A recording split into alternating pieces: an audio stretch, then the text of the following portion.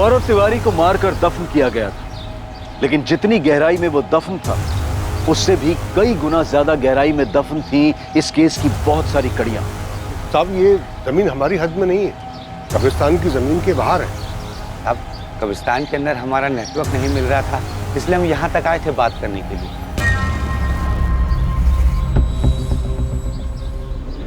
जगह को देख के साहब पता चल रहा है इसे लोग पीने पाने के लिए इस्तेमाल करते हैं। यही बात तो हमें भी हैरान कर रही है साहब, कि ऐसे कैसे कोई यहाँ पर आकर ये सब कर सकता है, कि यहाँ का गड्ढा भी खोदता है फिर लाश भी दफना कर चला जाता है। सर, मैं फॉरेंसिक टीम को बुला लेता हूँ। यहाँ से गौरव की बॉडी निकली, पॉसिबिलिटीज है कि इस एरिया में कुछ और भी हो। बियर की 4 बोतलें भी मिली, पीने वाले शायद गौरव के पहचान वाले होंगे, साथ में पिया होगा और फिर मार कर यहीं गाड़ दिया होगा। इस पूरे एरिया को सील कर दो तुझे। राशिद, अबरा, अपनी जान पहचान वालों से पता करो, हो सकता है गौरव यहाँ हमेशा।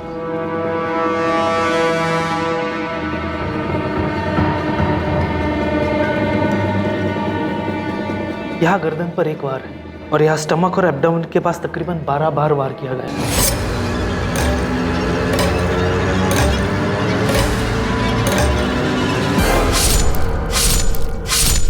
मर्डर का टाइम डॉक्टर? ये कल 22 मार्च से मिसिंग है। मुश्किल से 12 से 14 घंटे पहले मर्डर हुआ है, यानी कि कल ही। इसकी गर्लफ्रेंड भी मिसिंग है। हम इस पे ही शक कर रहे थे और तो इसका ही मर्डर हो गया।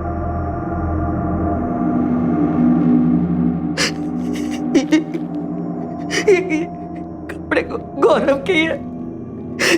कहाँ है मेरा बेटा? आपका बेटा नहीं रहा तिवारी जी। ये क्या कह रहे हैं आप? अबीरगंज वाले कब्रिस्तान के पीछे हमें उसकी डेड बॉडी मिली।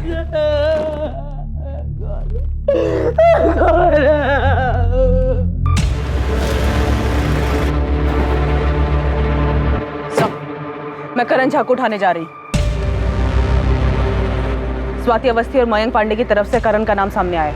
उठा लो, सबको उठा लो। मुझे गौरव के सारे दोस्त चाहिए। विनीत यादव, मयंक पांडे, सुनील भदौरिया, स्वाति अवस्थी और उसका बॉयफ्रेंड अंकुर मिस्त्री, सबको लेकर। चंचल की फैमिली को भी बुला। हम चंचल को ढूंढ रहे हैं, उसके बॉयफ्रेंड की हमें डेड बॉडी मिल गई। ये हो क्या रहा है इस केस में?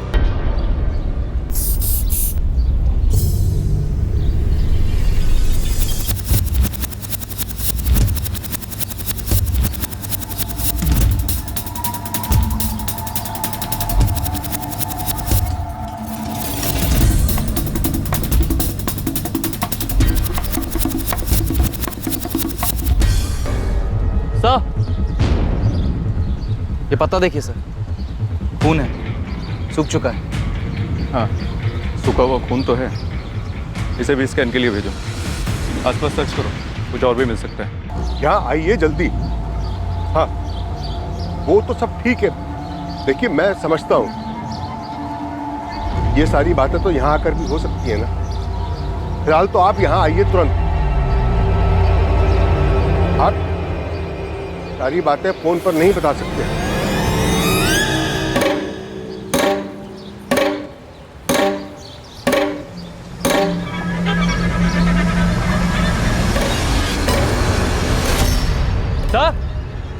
सर, यहाँ कुछ है सब?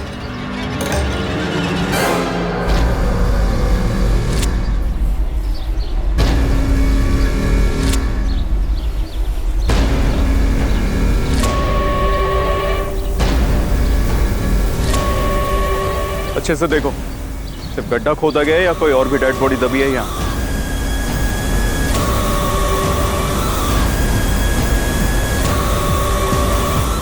सर, जहाँ से गौरव की बॉडी मिली वहाँ से तकरीबन 30 फीट दूर एक दूसरा गड्ढा मिला। दूसरा गड्ढा? और कोई लाश? अभी तक तो नहीं, पर पास से ही सूखे खून के निशान मिले। चेक करना होगा कि वो गौरव के या किसी और के।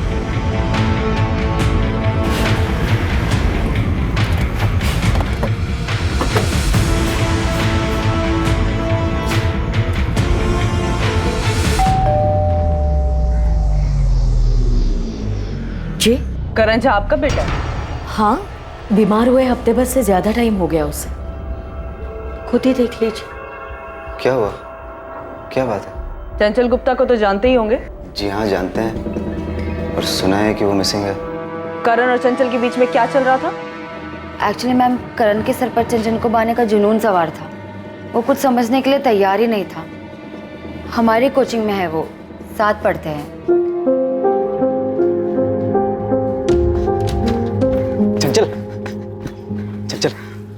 ड्रॉप कर दे? तुम्हें समझ में नहीं आता है क्या करण?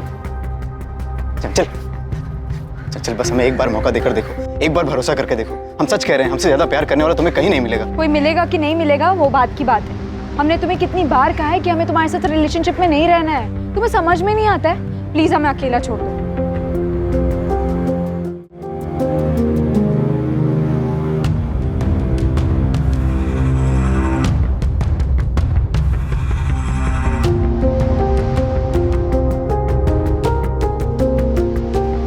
चंचल, कोचिंग क्लासेस कम नहीं था कि अब ये कॉलेज के बाहर भी पहुंच गए। चंचल तुम नहीं जानती हमने तुम्हारे लिए कितने सपने देखे हैं। चल हमें बस एक मौका देकर देखो। तुम बेवकूफ हो, बॉयफ्रेंड बनने के लिए कोई भीख मांगता है? चल I swear I really love you. But I don't Karan, हमारा ऑलरेडी बॉयफ्रेंड है, हमें परेशान करना बंद कर दो। चंचल बस हमारे साथ एक बार कॉफी पर चलो, फिर तुम जान पाओगी कि हम कितने अच्छे हैं और कितने सही हैं तुम्हारे लिए। करण कॉफी पे नहीं, तुम्हें ना डॉक्टर के पास जाने की जरूरत है। करण मैं तुम्हें 1000 बार मना कर रही है, तुम समझते क्यों नहीं? क्यों बीच में बोल रही हो स्वाति? हम तुम्हें डेट पर चलने के लिए बोले क्या? तुम जिस तरह बोल रहे हो ना, उसे बोलना नहीं हक जताना कहते हैं। तुम प्लीज जाओ यार, हद से ज्यादा इरिटेट कर रहे हो। चंचल हम तुम्हारी फोटो रोज अपने पास रख के सोते हैं। तो फोटो से ही प्यार करो ना करण, हम तुम्हारे साथ कोई डेट वेट पे नहीं जाने वाले। तुम नहीं जानती हम तुम्हें पाने के लिए कितने मंदिरों में गए, कितनी मन्नतें मांगी। जाओ यार, डॉक्टर के पास जाके अपना इलाज करवाओ। चंचल सुनो, अगर तुम हमारी नहीं हुई ना, किसी की भी नहीं होगी, ये वादा है हमारा। करण ने तुम्हारी बेस्ट फ्रेंड चंचल को ऐसी खतरनाक धमकी दी, तुम वहां विटनेस थी। हम तुमको तब से पूछ रहे पर तुमने कुछ नहीं बताया। पर हमने जब उस मयंक पांडे को गौरव के मिसिंग रिलेटेड पूछताछ करने के लिए बुलाया, तब उसने करण के बारे में बता दिया। मैम ये 3 महीने पहले की बात है, तो हमें लगा कि सब सेटल्ड हो गया होगा। और ये सेटल कैसे हुआ होगा? हमें लगा कि चंचल ने गौरव को बताया होगा और गौरव ने अपने हिसाब से करण को सब समझा दिया होगा। सुनकर दुख हुआ कि चंचल ऐसे कहीं चली गई। कहीं चली गई जब तुमने उसे कहीं भेज दिया। ये कैसे सवाल कर रही है आप हमारे बेटे से? करने दो माँ, अब बस सवाल ही तो करना है ना। हमारे बारे में जो बताया होगा स्वाति ने। गौरव की लाश मिली, अब दफनाया गया था उसे। हमने चंचल से कई बार कहा, ये जो गौरव के साथ रिश्ता जोड़ रही है, इससे वो सिर्फ अपना फ्यूचर दफन कर रही है।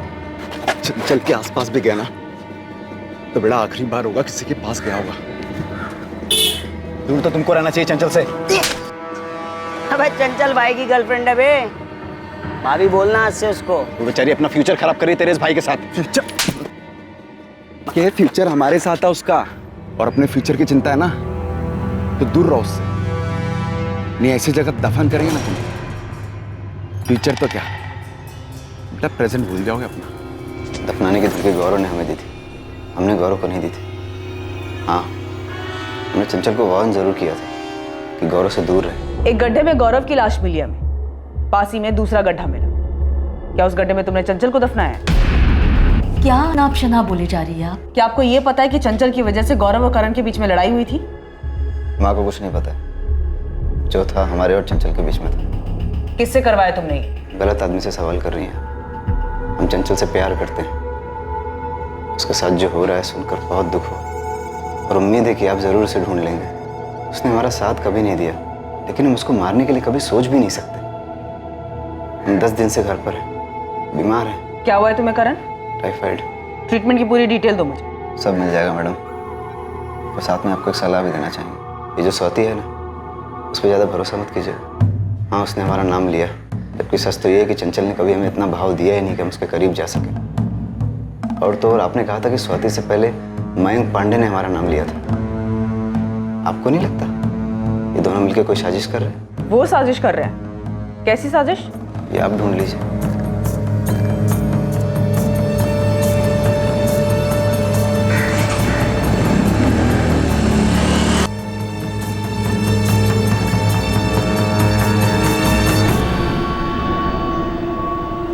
स्वाति तुम्हें पहले ही करण के बारे में पुलिस को बता देना चाहिए। अगर तुम पहले ही उसका नाम ले लेती तो कम से कम हमें बार बार क्वेश्चनिंग के लिए तो नहीं बुलाया जाता। अंकुर हम भी उतना ही जानते जितना कि तुम। चंचल क्या कर रहे थे हमको इस बात का कोई अंदाजा नहीं था। हमको लगा था कि उसका शायद गौरव के साथ भागने का कोई प्लान होगा, लेकिन अब तो गौरव की लाश भी मिल चुकी।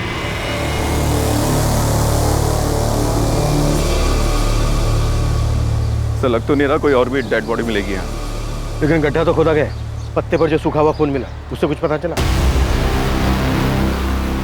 उनको लैब में भेज दिया, जल्दी रिजल्ट आ जाए। ये हो क्या रहा है राशिद? तुम्हारे कब्रिस्तान के पीछे कोई नया कब्रिस्तान बना रहा है और तुम्हें इस बात की खबर तक नहीं? मैं कुछ नहीं पता साहब। हाँ अबरार को कुछ याद आया है। क्या याद आया अबरार? मेरी बेटी कहाँ है? हमने कहा था ना गौरव को मत जाने दीजिए। अब देख लीजिए ये सब क्या हो रहा है। गौरव का मर्डर हो गया है ऋतिक, और हमें भी तुम्हारी बहन नहीं मिल रही है। मिल रहे हैं तो नए नए एंगल और नई नई बातों का पता चल रहा है, जिसके बारे में पहले कोई जिक्र ही नहीं किया गया था। चंचल की लाइफ में गौरव था, उसका मर्डर हुआ, उसके बाद ये वन साइडेड लवर करण झा का पता चला, और हमें ये भी पता है कि आपकी बेटी चंचल सिर्फ ड्रिंक और पार्टी के लिए कुछ भी कर सकती है। कैसी वाहियात बात कर रहे हैं आप उसे ढूंढ नहीं पा रहे तो इसका मतलब आप बदनाम करना शुरू कर देंगे। उसे बदनाम नहीं कर रहे हैं, हर दिन उसके बारे में कोई नई बात पता चल रही है हमें। अब पता चला है कि उसके गायब होने के महीने भर पहले खड्डे खोदने की प्लानिंग चल रही। दफनाने के लिए तुमसे कोई गड्ढे की गहराई पूछा?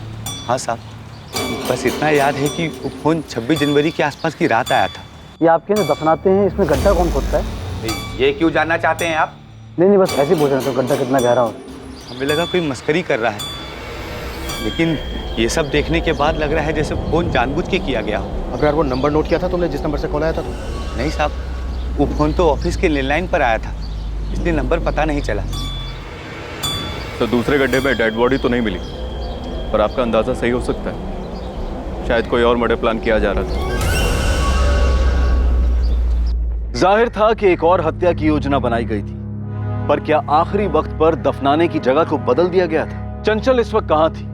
क्या कॉल रिकॉर्ड से कब्रिस्तान में अबरार को फोन करने वाले का पता चल पाएगा?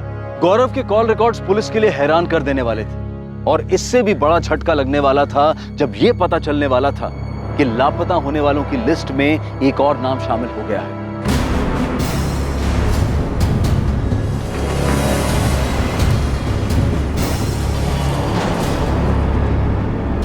तुम लोग हर बार ये आधी अधूरी इन्फॉर्मेशन क्यों दे रहे हो? सर, हम स्वाति के बॉयफ्रेंड हैं और चंचल इनकी दोस्त है। हम चंचल को इतना नहीं जानते, पर स्वाति जानती है। अंकुर, साफ साफ बोलो ना, कहना क्या चाह रहे हो? हमें तो लगता है कि ये गौरव का कुछ इंटरनल मामला है। कोई बात अब इंटरनल नहीं रही है, हर बात कनेक्टेड है चंचल से। बात क्या है? सर, आप इस मयंक पांडे से पूछिए, वो बड़ा है सामने से करण का नाम लेने वाला। सर, स्वाति ने आपको करण के बारे में कुछ बताया? करण?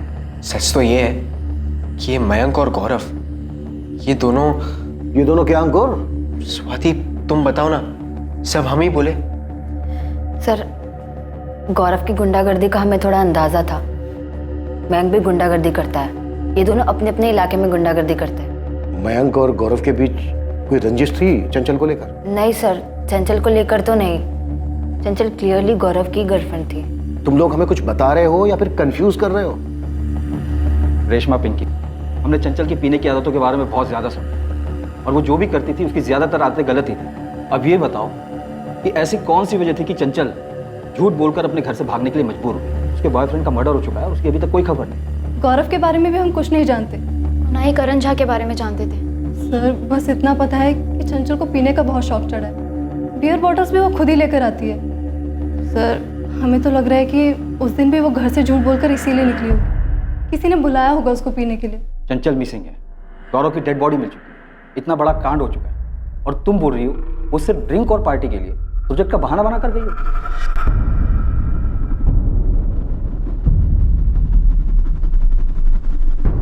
स्वाति, अंकुर। Sir, 1 minute.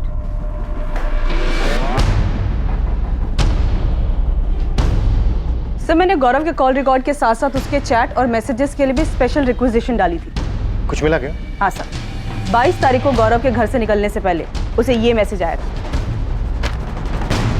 चंचल का मैसेज, जो उसने कानपुर से किया था गौरव को। गौरव जैसे बता रहे हैं वैसे ही करना। सुबह 11:30 बजे घर से निकलो, पर संभल कर, तुम पर नजर रखी जा रही है। फिर वहाँ से सीधा देवी माता सर्कल पर जाना, वहाँ तुम्हें रोहित मिलेगा। उसे पता है हम कहाँ हैं, रोहित हमारे पास ले आएगा। पर ये बात ना हमारे पेरेंट्स को पता चलनी चाहिए ना। कहाँ मिला? वो तो उसने नहीं बताया। कब तक लौटेगा रोहित? पता नहीं माँ, शायद हमें वहाँ रुकना भी पड़े। हम पहुँच के कॉल करेंगे आपको। अचानक से बोला कि काम मिला है, जाना पड़ेगा। थोड़ा परेशान भी लग रहा था। रोहित का ये नंबर बंद आ रहा है, कोई दूसरा नंबर है? उसका एक ही नंबर है, पर आपको हमारे रोहित से क्या काम है? आप चंचल को जानती हैं? जानते तो नहीं है, पर सुना है उसके बारे में कि बड़े घर की लड़की है और गायब हुई है।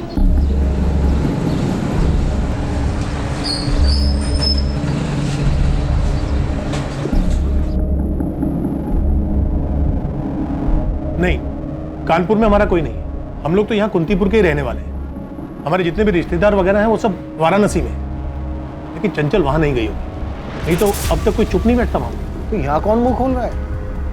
सब कुछ ना कुछ नया बोल रहे हैं। क्या छुपा रहे हैं समझ में नहीं आ रहा। पहले गौरव तिवारी का नाम सामने आया, वो मारा गया। फिर करण झा का नाम सामने आया, वो बीमार है। और अब रोहित माथुर का नाम सामने आ रहा है, वो गायब। हमारी बेटी 1 हफ्ते से लापता है, उसकी जान को खतरा है। वो यहाँ से कानपुर जाकर मैसेज नहीं करेगी। जिसके साथ उसका अफेयर था, जो आप सब लोग मिलकर छुपा रहे थे, उसी को मैसेज भेजा है ना। तो इसका मतलब ये तो नहीं है ना कि उसने किसी के साथ मिलकर गौरव को मार दिया हो। आपकी बेटी का मैसेज आने के बाद ही गौरव तिवारी अपने घर से निकला और सीधा जमीन में दफन। आपकी बेटी के मैसेज में जिसके नाम का जिक्र है रोहित, वो 23 तारीख को अपने घर से निकला, ठीक तब जब पुलिस को गौरव तिवारी की डेड बॉडी मिल चुकी थी। मैडम, हमें तो अब भी पता चला कि रोहित कहीं गायब है। हमें लगा नहीं था कि उसका ऐसा कोई चक्कर निकलेगा और वो भी गायब हो जाए। बहुत हो चुका है गायब होने का सिलसिला। मयंक, सुनील, विनीत, प्लान क्या है ये बताओ। हमको नहीं मालूम मैडम, हम तो गौरव के खास दोस्त थे। उसने चंचल के किसी मैसेज के बारे में हमें कुछ नहीं बताया, और ना ही ये बताया कि रोहित गौरव को चंचल से मिलवाने जा रहा है। और मैम, रोहित हमारा खास दोस्त है, उसने भी हमें इस बारे में कुछ भी नहीं बताया। इस वक्त रोहित सस्पेक्ट है, और हम ये भी जानते हैं कि वो हरिराम मार्केट से बियर लेने गया, इसलिए जो कुछ भी तुम लोग जानते हो बताओ। हमने तो आपके खबरी को बताया था 22 तारीख को ये लड़का 4 बोतल बियर लेने आया था। उस दिन तो खाली रोहित आया था, लेकिन बाकी सब लड़के भी यहीं से बियर लेकर जाते हैं। ये लड़की चंचल, ये कभी आई? नहीं मालिक, ये लड़की तो कभी नहीं आई। मैडम, अब रोहित ने बियर ली तो उससे आप हम सब पर क्यों शक कर रहे हैं? हम सभी वहीं से बियर लेते हैं हमेशा। रोहित ने 4 बॉटल बियर ली, गौरव को पिलाई, मार दिया और दफना दिया। ये सब काम उसने अकेले किया? मैडम, उसने अकेले किया, किसके साथ किया, कहाँ किया, कैसे किया, ये सब हम कैसे बताएं आपको? कुछ तो गड़बड़ है मैडम। ये सब जो हो रहा है ना, चंचल किसी के साथ मिलकर कर रही है, और रोहित भी उसे मिल गया होगा, तो चंचल ने रोहित को कहा होगा कि गौरव को बुला ले। कहाँ है चंचल? जल्दी चलो, वो तुम्हारा वेट करेगा। चंचल कर का है रही है सभी? गायब क्यों हुई? पता नहीं, उसका कुछ पर्सनल है। हमसे कहा तुम्हें लेके आने के लिए, तुम्हें बताएगी। चलो। लेकिन मैडम, रोहित ऐसा नहीं है। हमको नहीं लगता कि रोहित ऐसा कुछ भी करेगा। मैडम, ये पक्का करण झा नहीं किया, उसी ने कुछ किया होगा। करण झा चंचल के गायब होने के पहले से बीमार है, ये पता किया है हमने। अबे विनी, तुम बताओ ना, तुमने और गौरव ने मिलकर पीटा था ना उसे रोड पर? हाँ, पीटा तो था, लेकिन करण इतना शातिर होगा कि रोहित को अपने तरफ करके गौरव का मर्डर करवा दे। मयंक, तुम बोलो ना, वो रोहित तो तुम्हारे साथ उठता बैठता था ना, वो ऐसा कर सकता है क्या?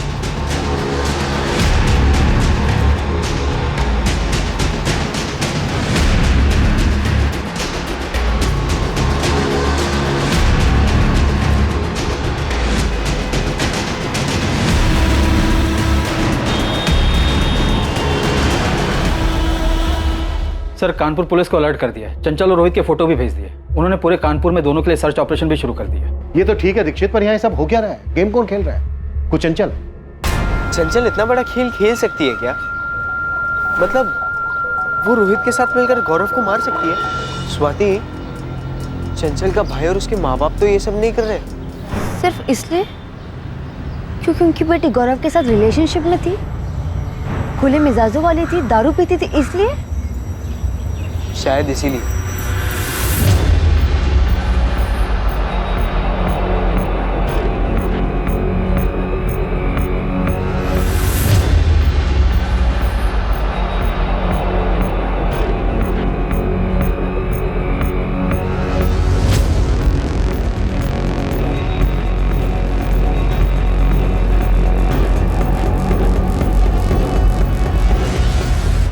गौरव तिवारी के कत्ल के पीछे का राज और उसमें चंचल की भूमिका का रहस्य हमेशा की तरह रहस्य ही रहा।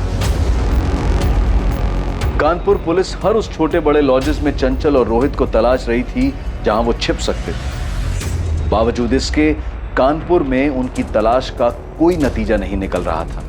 चंचल गुप्ता और रोहित माथुर के फोन्स लगातार सर्विलेंस पर थे, इस उम्मीद में कि उनके फोन्स कभी ना कभी तो ऑन होंगे। केस का सबसे पहला सुराग वो फोन कॉल बना जो अबरार को जनवरी महीने में गड्ढे की इंक्वायरी के लिए किया गया था। ये आप क्या दफनाते हैं, इसमें गड्ढा कौन खोदता है? ये क्यों जानना चाहते हैं आप? नहीं, बस ऐसे ही पूछ रहा था गड्ढा कितना गहरा होता है। कौन हो भाई? और गड्ढे से क्या मतलब है आपको? आदमी है भाई, अगर आपको पता हो तो बता दीजिए। कब्रिस्तान के मुलाजिम अबरार ने कहा था कि उसे जनवरी में कॉल आया था। वो गड्ढे की गहराई पूछने वाला कौन? वो रोहित माथुर के फोन से किया गया। इसका मतलब मार्च में जो ये कांड हुआ है, इसकी प्लानिंग जनवरी से चल रही थी। चंचल का इस तरह अचानक 17 मार्च को किसी प्रोजेक्ट का बहाना लेकर अपने घर से निकलना इतना भी अचानक नहीं। साहब ये मिर्जापुर है ना, बगल का गांव, यहाँ से एक खबर मिली है मयंक पांडे। साहब ये पूरा 1 महीना मिर्जापुर थाने में गुजार के आए। मारपीट का चार्ज लगा था साहब मयंक तिवारी और इसके साथी सुनील भदौरिया पे। लेकिन इस मयंक का गौरव तिवारी के मर्डर में या फिर चंचल के लापता होने में कोई कनेक्शन मिला क्या? अभी ये चंचल की दोस्त है ना स्वाति अवस्थी, वो मयंक पांडे के इलाके में रहती है। वहाँ पे कुछ अपने लड़के भी रहते हैं, तो उनसे पता चला है कि इन दोनों के बीच काफ़ी टाइम तक चक्कर चला। फिर इन दोनों के बीच कुछ हुआ और दोनों अलग हो गए। सर इन सबका आपस में कुछ ना कुछ क्रॉस कनेक्शन, बस हमारा ही कोई कनेक्शन नहीं बैठा जो इस केस में कोई मदद कर सके। इस केस में मेरी तो कुछ समझ में नहीं आ रहा है, किसका किसके साथ चक्कर है और था। चंचल का ताल्लुक है गौरव से। गौरव के दोस्त हैं विनीत, मयंक, सुनील, रोहित, और रोहित मिसिंग है। चंचल की फ्रेंड है स्वाति, और चंचल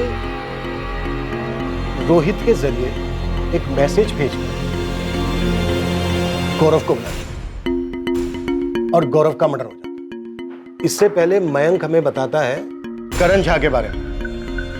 करण झा जिसके सर पर चंचल को पाने का जुनून सवार, और अब हमें पता चलता है कि मयंक और स्वाति का सालों से अफेयर चल रहा है। और स्वाति का करंट बॉयफ्रेंड है अंकुर मिस्त्री। ये भी एक खिलाड़ी है अंकुर। सारे के सारे खिलाड़ी हमारे सामने हैं, पर खेल कौन खेल रहा है, किस लिए खेल रहा है, ये अब भी मिसिंग है। सर मुझे अभी भी यही लग रहा है कि चंचल हमारे साथ खेल खेल।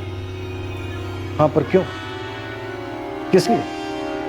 मुझे ये लग रहा है कि ये चंचल इस खेल में है ही नहीं, ये इस खेल से आउट हो चुकी है।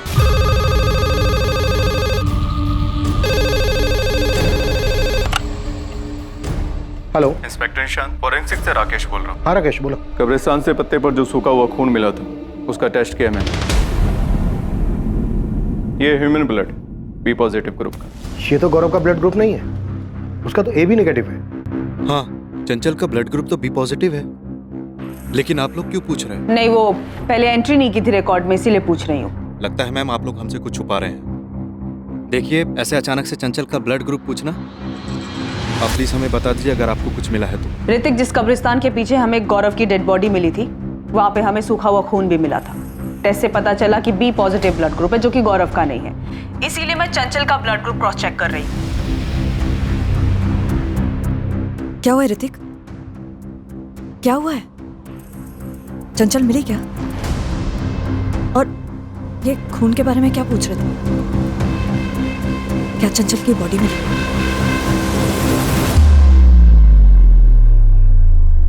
चंचल का ब्लड ग्रुप बी पॉजिटिव है।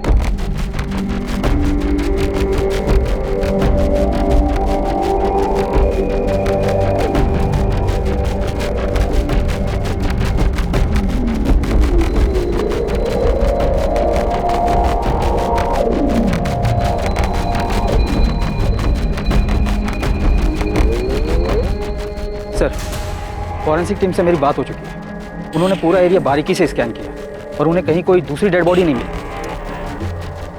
ये हो क्या रहा है दीक्षित? इस केस में हमें कुछ मिल क्यों नहीं रहा? सर हमें मयंक पांडे और स्वाति अवस्थी दोनों से फिर से पूछताछ करनी है। हो ना हो इस पूरे केस का कनेक्शन इन सब के लव अफेयर से जुड़ा है।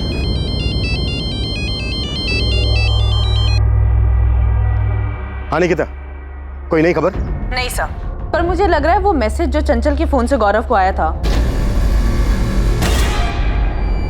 वो चंचल ने नहीं भेजा था। क्यों? ऐसा लगने की कोई वजह? सर मैंने चंचल, रोहित और गौरव के कॉल रिकॉर्ड स्कैन किए। चंचल ने जो गौरव को मैसेज किया था, तब चंचल के फोन का लोकेशन कानपुर था, और गौरव ने वो मैसेज पढ़ा था जिसमें ये लिखा था, वहां तुम्हें रोहित मिलेगा, उसे पता है कि हम कहाँ हैं, रोहित तुम्हें हमारे पास ले आएगा।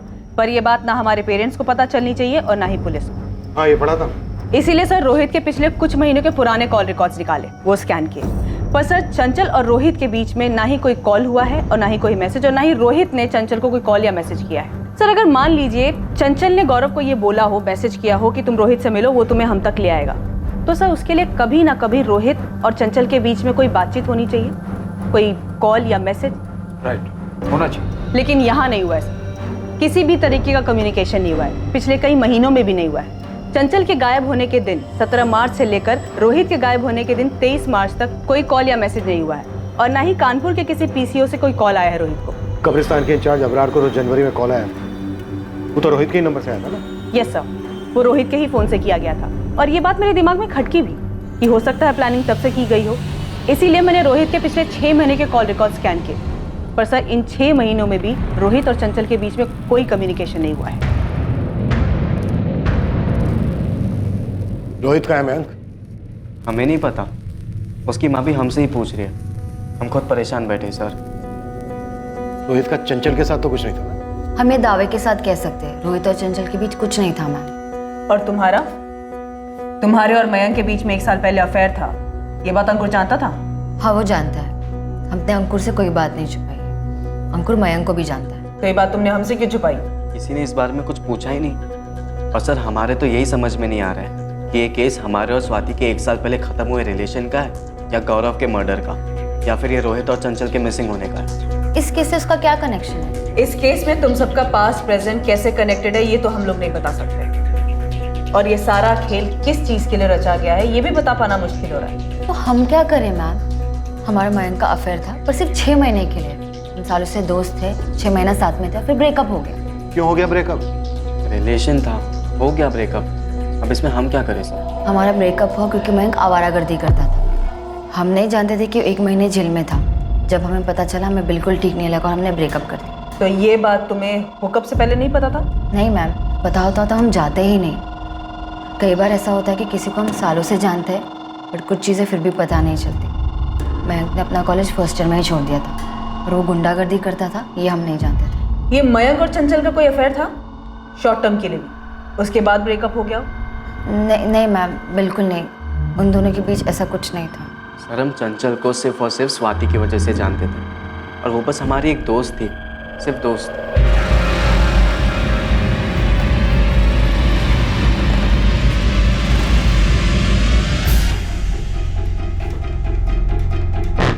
सुनील को साथ नहीं लाया? नहीं सर, उसके घर पे तो ताला लगा हुआ है, और आपने ही कहा था कि उसका फोन बंद है। अब ये सुनील कहाँ चला गया विनीत? हमें नहीं मालूम सर, मयंक को मालूम होगा, वो मयंक का खास है, मयंक के साथ ही उठता बैठता है वो। सर महीनों हो गए हमारे और स्वाति के ब्रेकअप को, वो बात दफन हो गई है, आप अब क्यों खोद रहे? सुनील भदौरिया कहाँ है मयंक? हमें कैसे पता होगा? अभी कल शाम तक तो यहीं था अबीरगंज, मेरी बात हुई थी तुम सबसे। हाँ सर बोलिए। सुनील भदौरिया, कल सुबह कुंतीपुर थाने पहुंच जाना। क्यों सर? बात करनी, मयंक विनीत सबको बुलाया। ठीक है सर, हम आ जाएंगे। तेरे दोस्तों में एक-एक करके गायब होने की होड़ लगी हुई, और किसी को कुछ पता नहीं। सर आप हमें डरा रहे हैं। डरना चाहिए मयंक। पहले गौरव गायब हुआ, फिर लाश मिली उसकी, उसके बाद रोहित गायब हुआ जो मिला नहीं अब तक, और अब सुनील गायब है। तो फिर ढूंढिए ना इन सबको, इस सब के पीछे कौन है क्या है कुछ समझ में ही नहीं आ रहा है। मयंक को तुम सालों से जानती थी, उसके बाद तुम्हारा उससे अफेयर हुआ, उसके बाद 6 महीने में तुम दोनों का ब्रेकअप हो गया क्योंकि तुम्हें पता चला कि वो गुंडा है। पर तुम्हें पता कैसे चला? ये खबर गौरव ने दी। वो मयंक को जानता था क्योंकि वो खुद एक छोटा मोटा गुंडा था, पर उसने बात हमसे डायरेक्टली नहीं कहा। उसने चंचल को बताया, और चंचल ने एज ए फ्रेंड हमको बताया। हम तो खुद शॉक थे।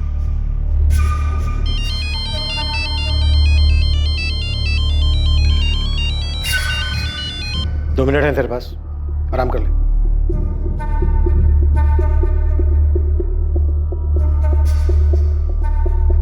सर जितना मुझे पता चला है उसके हिसाब से स्वाति और मयंक का ब्रेकअप गौरव और चंचल की वजह से हुआ है। मयंक ब्रेकअप की बात मान तो रहा है, लेकिन उसका ब्रेकअप स्वाति और गौरव की वजह से हुआ, इस बात का जिक्र नहीं कर रहा। तो निकिता, तुम्हारी थ्योरी के हिसाब से ये सारा खेल मयंक खेल रहा है अपने और स्वाति की ब्रेकअप की वजह से? समझ श्योर नहीं, लेकिन मुझे ये बात खटकी जरूर। देखिए इतना सब कुछ हो रहा है, लेकिन हमारे पास एक भी मोटिव नहीं। चंचल घर से झूठ बोलकर क्यों गई, वो घर वापस क्यों नहीं आई, गौरव का मर्डर किसने किया, रोहित और सुनील एक एक करके क्यों गायब हो गए। रोहित और सुनील तो मयंक के अच्छे दोस्त थे। तो क्या हमें कातिल तक पहुंचने का रास्ता मिल गया? अंधेरे में तीर चलाते हैं, शायद तीर सही निशाने पे लग जाए।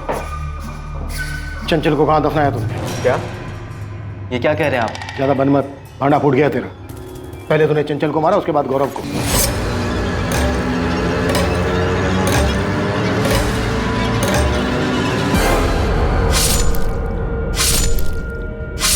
क्यों मारेंगे गौरव को? गौरव हमारा भी तो एक अच्छा दोस्त था। रोहित ने नहीं मारा है गौरव को, क्योंकि रोहित के पास गौरव को मारने की कोई वजह ही नहीं थी। सर, रोहित के पास गौरव को मारने की कोई वजह नहीं थी, तो हम बेवजह गौरव को क्यों मारेंगे? हमने ना ही गौरव को मारा और ना ही चंचल को। बकवास बातें कर रहे हैं आप। तो फिर चंचल झूठ बोल के गायब कैसे हो गई? हमें कैसे पता होगी ये बात? क्योंकि तूने ही फंसाया उसे, लालच दिया। तूने कॉल या मैसेज नहीं किया, वो कहीं मिली तुझसे। अब ये बोल कहाँ मिली? चंचल, हाय। हाय। कल दारू पार्टी है, तुम आओगी? ऑफ कोर्स आऊंगी। कितने बजे? 11:30 बजे। पूरे दिन पीने को मिलेगा और बिरयानी भी है। कहाँ पर? तुम देवी माता के चौक पे आ जाना, हम वहाँ मिलेंगे, फिर वहाँ से साथ में चलेंगे। ठीक है, चल। Bye bye. चंचल दारू पीने आएगी, वो भी हमारे साथ। चंचल के दोस्तों ने सब कुछ बताया हमें चंचल के बारे में। वो दारू पीने के लिए कभी मना कर ही नहीं सकते। उन्होंने बताया होगा, लेकिन हमने कभी चंचल को दारू वारू का लालच नहीं दिया है सर। तो फिर कैसे बुलाया? अरे बुलाया ही नहीं है, बकवास बात कर रहे हैं आप। क्या वाकई में ऐसा ही हुआ था?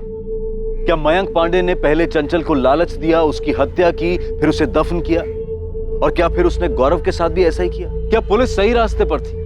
क्या इन हत्याओं के पीछे की वजह मयंक और स्वाति के रिश्ते का ब्रेकअप ही था? क्या चंचल वाकई अब इस दुनिया में नहीं थी? तुमसे ब्रेकअप के बाद मयंक अपसेट था? ब्रेकअप के बाद कौन अपसेट नहीं होता मैं? स्वाति, हम एक दूसरे को 6 साल से जानते हैं और अब जाकर हमने तुम्हें प्रपोज किया। तुम्हें जो कुछ भी चाहिए था वो सारी चीज हम तुम्हें लाकर दे रहे हैं ना।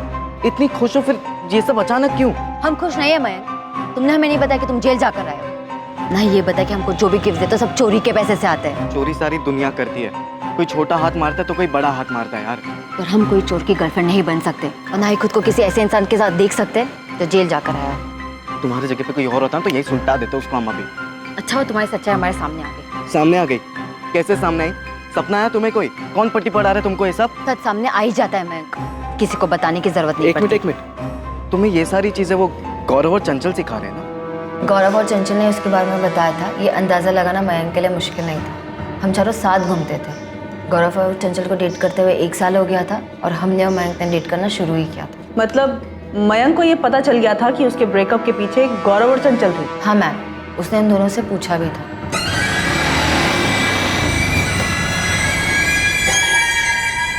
अकेले में क्या बातचीत करने में तुम्हें? गौरव, एक बात बताओ, तुमने कौन से बड़े पुण्य कर लिए जो हमारे पाप गिनने लगे हो? मतलब गौरव, तुमने चंचल को हमारे बारे में सब कुछ बताया और चंचल ने जाकर स्वाति को चाबी भर दी। स्वाति ने ब्रेकअप कर लिया हमसे। अरे यार, चंचल ने हमसे पूछा, हमने बता दिया। ब्रेकअप करवाना हमारा काम थोड़ी ना बे। मगर गौरव, तुमने जो बताया उसकी वजह से स्वाति ने हमसे ब्रेकअप कर लिया। ये क्या कर रहे हो मैम? तुमने हमें डरा दिया। तुमने तो हमें डराया भी नहीं, सीधा हमारा ब्रेकअप ही करवा दिया। मतलब कि तुम स्वाति को पट्टी पढ़ा रही हो हमारे कैरेक्टर की। जो हमें गौरव ने कहा वो हमने स्वाति को कह दिया, और स्वाति हमारी बेस्ट फ्रेंड है, उसको पता होना चाहिए सब। तुम्हारे घर वालों को पता है गौरव क्या है? हाँ पता है। तो तुम खुश रहो ना, हमारा बना बनाया काम क्यों खराब कर रही हो? हम तुम्हारा कोई काम नहीं खराब कर रहे, बल्कि तुम हमारा टाइम खराब कर रहे हो। और हाँ, तुम्हारा जो भी स्वाति के साथ है तुम उसके साथ सुलझा लो।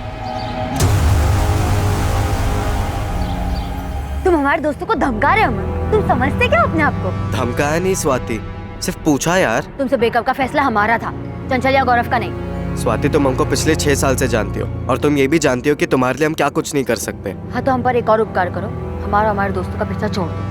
हम तुम्हारा नंबर डिलीट कर रहे हैं, तुम भी हमारा नंबर डिलीट कर दो। लेकिन इस बात को 6 महीने हो चुके हैं। अब हमारे बीच दोस्ती के अलावा कुछ नहीं है, और दोस्ती तो कई सालों से थी। मयंक ने बदला लिया है? नहीं मैम, मयंक ऐसा कुछ नहीं कर सकता। स्वाति के साथ ब्रेकअप जो हुआ था उसका गुस्सा था हमें, लेकिन इसका मतलब ये नहीं कि लोगों का मर्डर करते फिरेंगे। सर, शातिर हैं हम, लेकिन बेवकूफ़ नहीं कि खुद की जिंदगी बर्बाद कर। रोहित और सुनील कहाँ हैं? इनको भी रास्ते से हटा दिया तूने? सर, हमको तो ये समझ में नहीं आ रहा है, केस के चक्कर में आप सभी का दिमाग काम करना बंद हो गया है। 1 नहीं, 2 नहीं, 3 नहीं, पूरे 4 मर्डर केसेस खोल दिया आपने। अब जब तक रोहित और सुनील नहीं मिल जाते यहीं रहेगा तू। हमारे यहाँ रहने से वो सभी लोग मिल जाएंगे क्या?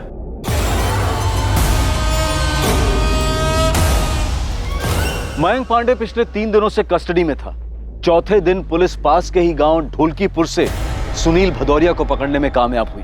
अब गुनाहों की एक हैरान कर देने वाली कहानी सामने आने वाली थी और चौंका देने वाली थी अगली हत्या के लिए रची गई साजिश।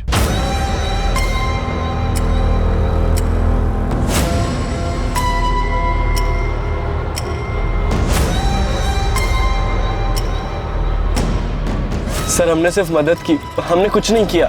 सिर्फ नहीं, बहुत ज्यादा मदद की तूने सुनील। क्या सोचकर किया था? सोशल वर्क कर रहा है, इनाम मिलेगा तुझे।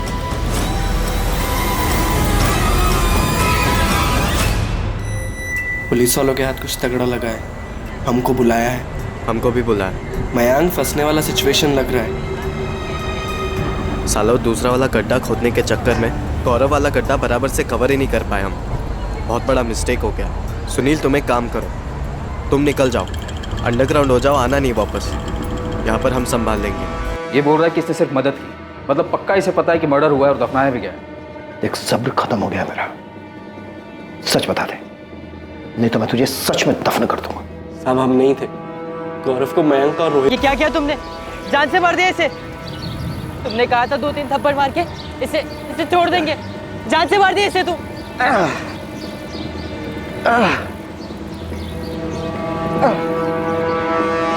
गड्ढा भर दे फटाफट। तुम समझ नहीं रहे हो यार, हमारे साथ आया था, तुमने मार दिया इसे। अभी मार दिए तो मार दिए, तुम्हारा रोना देखने जिंदा थोड़ी हो जाएगा ये। गड्ढा कवर करो, हम वो दूसरा वाला कवर करके आते हैं। हम 22 तारीख की सुबह को कुंतीपुर बस स्टैंड से बस पकड़कर कानपुर गए थे।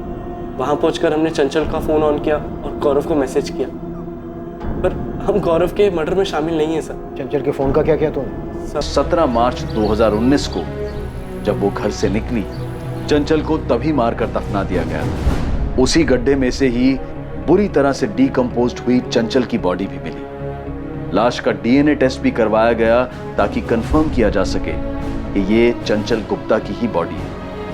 लेकिन वो खाली गड्ढे और रोहित के गायब होने की कहानी अब भी अधूरी थी। रोहित कहाँ है मैंक?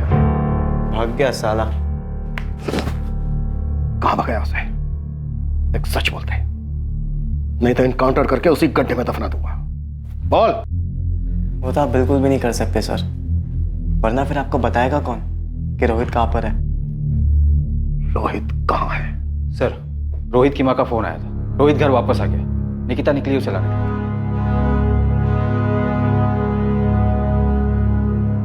तू रोहित को भी मारना चाहता था?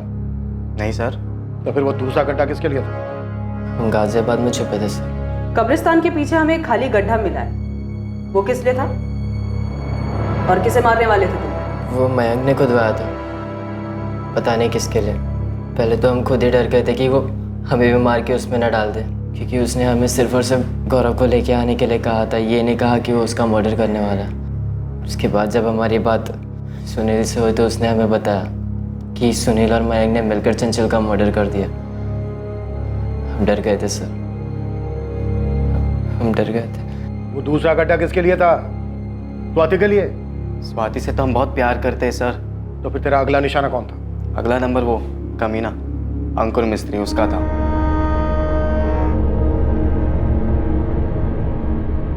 सर अंकुर अच्छे से जानता था कि स्वाति हमारी है, सिर्फ हमारी, फिर भी उसे डेट कर रहा था। अगर ये केस इतना गर्म नहीं होता ना तो आज वो भी उस गड्ढे में होता।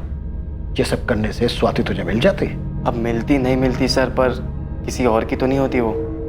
और जिसने हमारा ब्रेकअप करवाया उसका तो हम परमानेंट ब्रेकअप करवा दिया। रोहित माथुर, सुनील भदौरिया और मयंक पांडे पर आईपीसी की धारा 302 के तहत हत्या और आईपीसी की धारा 120 बी के तहत आपराधिक षड्यंत्र रचने के चार्जेस लगे हैं। अगर दफन करना ही है तो दिलों की नफरतें, आपसी दुश्मनी, गिले शिकवे, मन में दबे हुए गुस्से और दिल को लगी ठेस, इन्हें दफन करना चाहिए। किसी की हत्या करके उसे दफन करने से हत्यारा दूसरे हाथ से खुद अपने भविष्य को भी दफन कर देता है। इस केस में पीड़ित चंचल गुप्ता और गौरव तिवारी के साथ ही हत्यारे मयंक पांडे, सुनील भदौरिया और रोहित माथुर सभी के सभी उम्र के 20 के पड़ाव पर थे। इतना घिनौना, गंभीर, अफसोसजनक और क्रूर अपराध इतनी कम उम्र में क्यों? दो नौजवानों के बीच हुए ब्रेकअप के कारण? क्या भावनाएं इतनी नाजुक हो सकती हैं कि बिखरने पर उन्हें समेटा ना जा सके? क्या किसी को पहुंचाया गया एक आघात उसके मन की उन तारों को छेड़ सकता है कि वो इस तरह का भयानक अपराध करने का फैसला ले ले? कोई भी काम करने से पहले उसके अंजाम के बारे में सोचा जाना चाहिए, चाहे वो काम किसी भी तरीके से क्यों ना किया जा रहा हो। सोचा जाना चाहिए कि उस बात का दूसरों पर और खुद पर क्या असर होगा। किसी की जान लेना, हत्या करना किसी भी हाल में जायज नहीं ठहराया जा सकता है। चोट के बदले चोट, दर्द के बदले दर्द देने से दर्द कम नहीं होता है। बल्कि एक नए घाव, एक नए दर्द को जन्म देता है। अमानवीयता सिर्फ बर्बादी लाती है और सूझबूझ इंसानियत। कल रात कौन बनेगा करोड़पति के करमवीर के एपिसोड के बाद आपसे फिर मुलाकात होगी एक और नए केस के साथ। और याद रखें, क्राइम और आपके बीच में सिर्फ इतना फर्क है कि आप कितने सतर्क हैं। सतर्क रहें, सुरक्षित रहें। जय हिंद।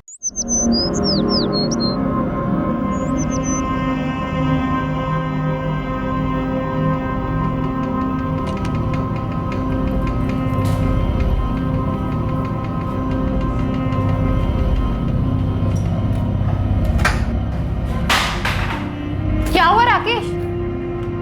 राकेश!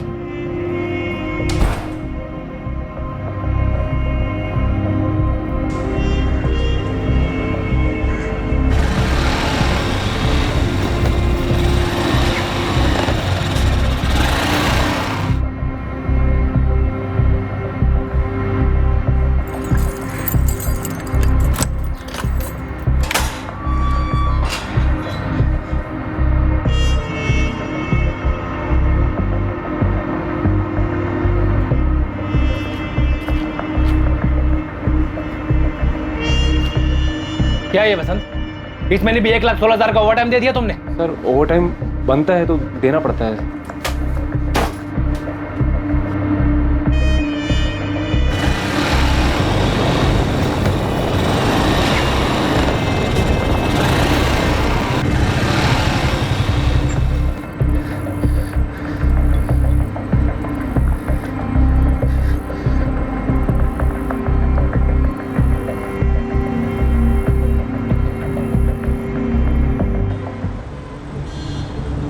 बाइक का नंबर क्या है? MH-XX-342A। वैशाली, तुम्हारे पति राकेश सिन्हा करते क्या?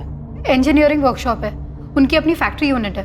क्या बात कर रहे हैं आप? जितना पुराना रिश्ता है ना हमारा, उतना ही पुराना रेट है। हाँ केडिया साहब, आप चिंता मत कीजिए, आप चिंता मत कीजिए। आज शाम तक आपका ऑर्डर आपके गोडाउन में पहुंच जाएगा। Thank you. काला नंबर 12/330, चित्रे इंडस्ट्रियल एस्टेट, वसई। जी। बिजनेस में किसी के साथ कोई दुश्मनी या फिर कोई धमकी वगैरह? नहीं मैम, मुझे तो कभी कुछ बताया नहीं। कोई लोन या फिर कोई बड़ा घाटा? बिल्कुल नहीं मैम, उल्टा काफी अच्छा चल रहा है उनका। अभी हमारी 5वीं एनिवर्सरी के लिए आपने ज्वेलरी बनाई, साड़ियाँ भी खरीदी। ये बताओ, ये सोने का हार तुम्हें पसंद तो आया ना? क्या राकेश रोज इतने सुबह ही अपनी वर्कशॉप चले जाते हैं? नहीं, ज्यादातर सुबह 9 बजे निकलते हैं और शाम को 5 बजे तक लौट आते हैं। लेकिन कल रात एक फोन आया था। नहीं, तुम कल सुबह 7 बजे ऑफिस में मिला मुझे। कोई अगर मगर नहीं सुनूंगा। आ जाना चुपचाप। किससे बात हो रही थी? ये मुझे नहीं पता, लेकिन राकेश बहुत टेंशन में लग रहे थे। क्या हुआ, सब ठीक तो है ना? सुबह 7 बजे ऑफिस के लिए निकलूंगा मैं, नाश्ता करके जाऊंगा। क्या हुआ राकेश? राकेश!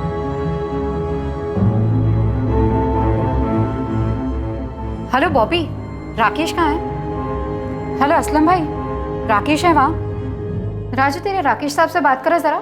शैलेश, राकेश का फोन ऑफ है क्या? सब कह रहे थे कि उस दिन राकेश वर्कशॉप आए ही नहीं। ऐसा पहले कभी नहीं हुआ मैम। देखिए, हमने ऐसे भी केसेस देखे जहाँ पर इंसान काम से बाहर चला जाता है, उसका फोन खराब हो जाता है या स्विच ऑफ हो जाता है। अभी तो सिर्फ 9 बजे, शायद देर रात तक लौटा है। हम अपनी तरफ से काम शुरू करें, कुछ खबर मिलती है आपको बता देंगे। Okay ma'am. सर, राकेश की CDR मंगवाई है और उसके बाइक के लिए लुकआउट जारी किया है। अपहरण? उसकी वाइफ कह रही थी सब अच्छा चल रहा है, ज्वेलरी पे ज्वेलरी खरीदी जा रही थी। और छोटे व्यापारियों का किडनैपिंग का सीजन भी चल रहा है इस वक्त। अरे कौन हो? अरे क्या चाहिए तुम्हें? कहाँ ले जा रहे हो मुझे? लेकिन सर, जनरली ऐसे केसेस में किडनैपिंग के तुरंत बाद फिरौती का कॉल आता है। शायद अब आ जाए। स्वाति, राकेश का लैंडलाइन नंबर टैप करो और उसके घर पे सर्वेलेंस लगा दो। सर। नंबर 2, हत्या। कोई पुरानी दुश्मनी या कोई पुराना प्यार?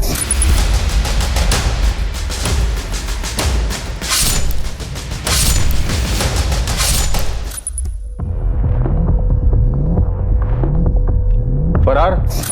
जर जोरू जमीन का कोई मसला होगा, शायद ये किसी से भाग रहा हो, या इसी ने किसी को मार डाला हो और फिर फरार हो गया हो।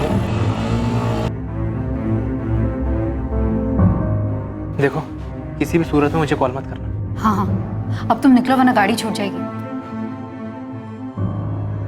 हो सकता है वाइफ भी राकेश के भागने में शामिल हो और हमारे सामने एक्टिंग कर रही हो। इस वैशाली की भी हिस्ट्री निकालो। आत्महत्या? लेकिन सर कोई हिंट नहीं छोड़ा है, ना कोई मैसेज और ना ही कोई लेटर। शायद जोश में आकर एकदम से कर बैठा हो।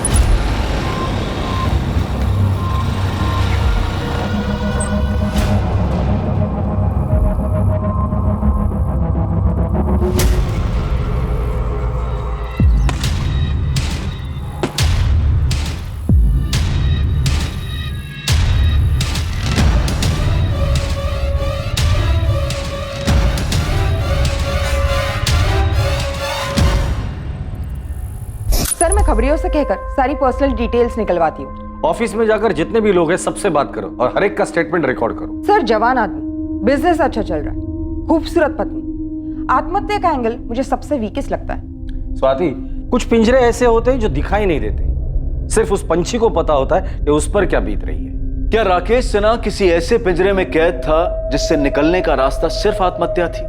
और क्या सिर्फ राकेश पिंजरे में कैद था या और भी लोग थे जो अपने अपने पिंजरों में तड़प रहे थे?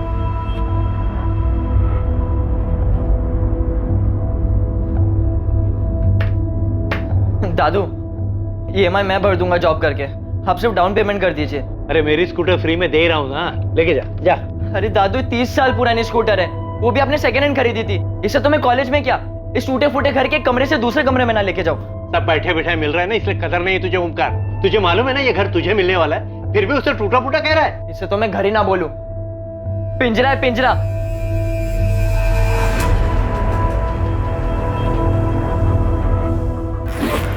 लेकिन सुमित, बिना नौकरी में मुंबई में क्या करोगे? सांस लेंगे अम्मा, यहाँ पटना में दम घुटता है हमारा। चलते हम।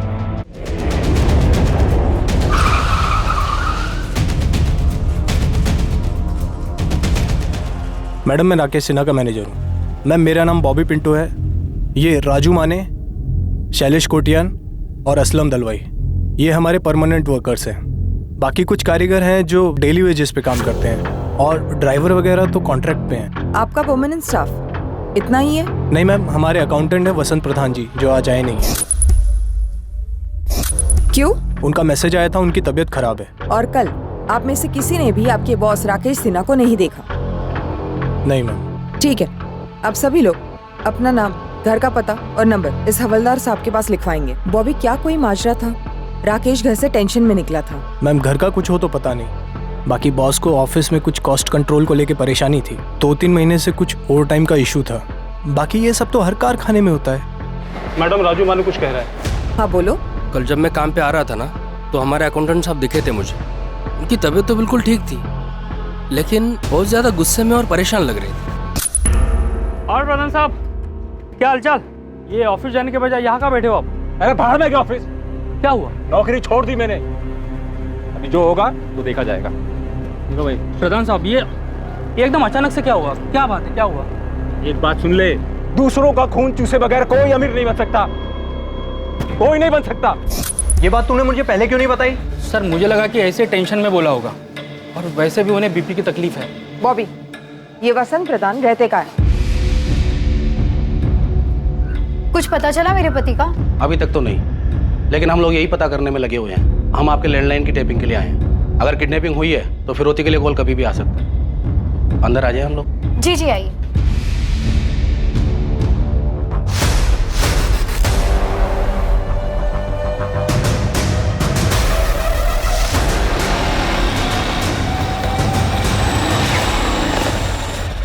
वसंत प्रधान, तुमने राजू से राकेश सिन्हा के यहाँ की नौकरी छोड़ने की बात की थी? हाँ, बोला था, राजू से बोला था, और ये सच भी है। मैंने नौकरी छोड़ भी दी। कब और क्यों?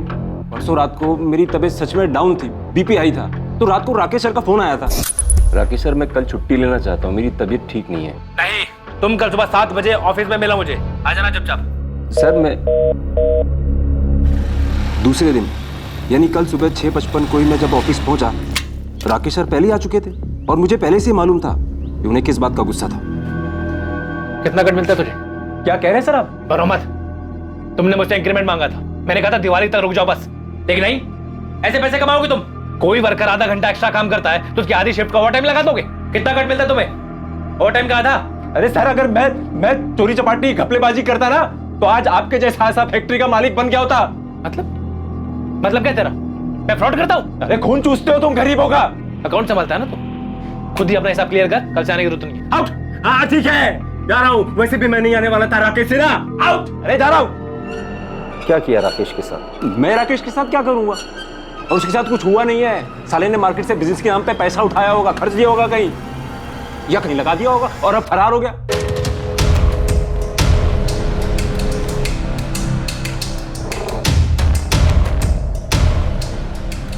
Madam, phone tapping team Vaishali Sinha के साथ है। अभी तक फिरौते के लिए कोई कॉल नहीं आया। फोन पे नहीं, कोई खुद मांग लेकर जा सकता है। घर पे नजर रखो। सर, राकेश सिन्हा के फोन रिकॉर्ड्स। उसका फोन स्विच ऑफ हुआ था 7:30 बजे। लोकेशन? उसका ऑफिस। वो ऑफिस में था। तब से कि मैं झूठ बोल रहा हूँ? मैंने एक पैसे का झूठ नहीं बोला है सर। मैं कभी झूठ नहीं बोलता, और झूठ बोलता तो आज बड़ा आदमी बन गया होता मैं। अभी मैं जाऊं? मेरा सर फट रहा है। ठीक है, जाओ। मैंने इस वसंत के पीछे एक आदमी लगाया है और इसकी सीडीआर मंगवाई। स्वाति, इस राकेश के बाकी 4 एम्प्लॉय, राजू माने, शैलेश कोटियन, असलम दलवाई और मैनेजर बॉबी पिंटू, इन्होंने जो स्टेटमेंट दिया था वो वेरीफाई किया? जी सर, लेकिन शक करने लायक कुछ नहीं निकला। मैंने सबकी सीडीआर मंगवाई। अकाउंटेंट वसंत प्रधान को लगता है कि लेनदारों से बचने के लिए ये राकेश भाग गया होगा। सर, ऐसा भी क्या लोन जिसके लिए वो अपनी फैक्ट्री, वाइफ, घर सब छोड़कर भाग जाएगा? लोन नहीं तो लव अफेयर होगा, और लव में वैसे भी लॉजिक की कोई गुंजाइश होती कहाँ है। प्यार में तो लोग भागते हैं, भगाते हैं, मरते हैं, मार देते हैं, फिर उसी को प्यार भी कहते हैं।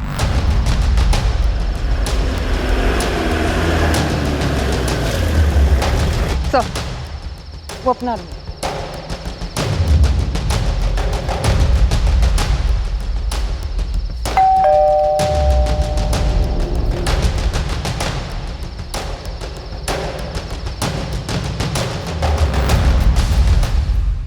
अफेयर मेरे हस्बैंड का? तुम्हें कभी शक हुआ था?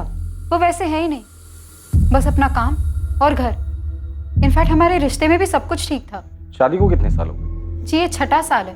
आप मुंबई से ही हो? नहीं, हम असल में पटना से हैं। मुंबई कब आए थे? बस 1 ही साल हुआ है। पटना में क्या बिजनेस था? यही सेम बिजनेस था। तो फिर पटना क्यों छोड़ा? मैडम, राकेश हमेशा से मुंबई आना चाहते थे, उनके बड़े अरमान थे। वहाँ शादी से पहले राकेश की कोई गर्लफ्रेंड थी? मैंने कभी पूछा नहीं, उन्होंने कभी बताया नहीं, पर मैं ये दावे के साथ कह सकती हूँ कि ना उनका कोई अफेयर था और ना है। हो सकता है राकेश ने किसी को छोड़ा हो और उसने ये बदला लिया हो।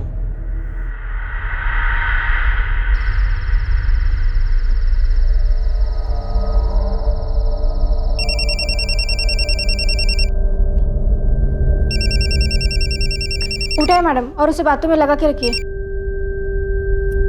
हेलो, सुमित बोल रहा हूँ। कौन सुमित? कौन हो आप और मेरे पति कहाँ हैं? Hello hello,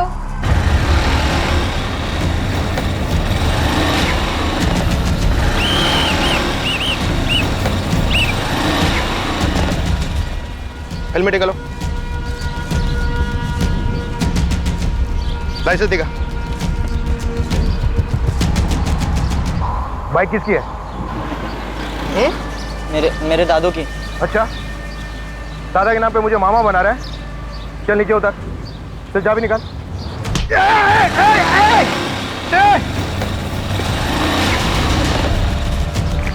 control room, red alert वाली motor bike number MS XX 342 है, थाने गुरुजी रोड की तरफ गई है।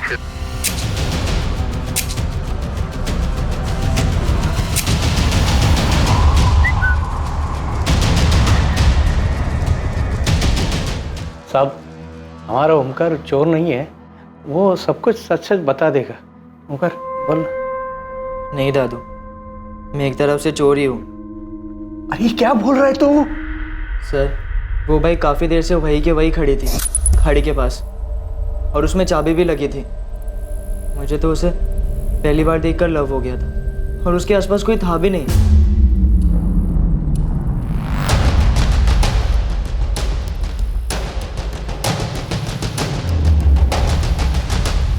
मैडम, मेरे पोते को माफ कर दीजिए, मेरा और कोई सहारा नहीं है। एक्चुअली मैम, मैं 2-3 दिन चलाकर यही छोड़ने वाला था वापस, रख तो नहीं सकता था मैम। Ma'am please sorry. तो फिर ली क्यों तूने? तू आगे जाके जॉब करके लोन पे बाइक ले सकता था। उसमें टाइम लगता है ना मैम, और मुझे खाई थी। सर को बोल के छोड़ दो ना ma'am please. Sir Swati, accountant Vasant का कहना है कि उसके सेठ राकेश ने मार्केट से पैसे उठाए होंगे। मुझे लगता है टेंशन में आके बाइक वहां खड़ी कर यहाँ से कूद गया हो। सर ड्राइवर्स को काम पे लगा देते हैं। और पटना पुलिस फोन करके पता करो कि इस आदमी की माली हालत क्या थी। हो सकता है 1 साल पहले कर्जदार से बचने के लिए वो मुंबई शिफ्ट हुआ हो। जी सर, मैं आज ही बात करती हूँ पटना पुलिस से। सर इस लड़के का क्या करें? माइनर है, सॉरी बोल रहे। दादाजी का इसके अलावा और कोई नहीं है। 17 वर्षीय ओमकार कदम को पुलिस ने वार्निंग देकर और अंडरटेकिंग लेकर जाने दिया, लेकिन केस खत्म होने तक उस पर नजर रखने के ऑर्डर्स भी दिए गए।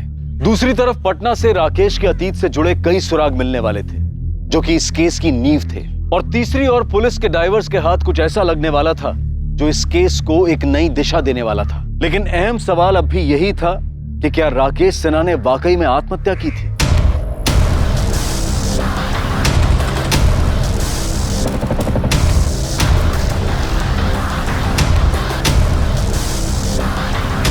सर हेलमेट मिला है और बैग मिला। उस बैग के अंदर मोबाइल। सर लास्ट बैग ही होगी, हो सकता है किसी किनारे पर मिल जाए। मुंबई, पालघर और कोकण कोस्टल पुलिस को इन्फॉर्म करो और वैशाली सेना को बुलाकर इन चीजों की शिनाख्त करवा लो।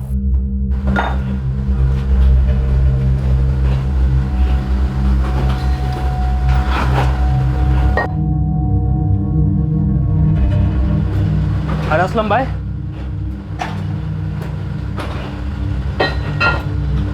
क्या हुआ असलम भाई? कहाँ हो गए?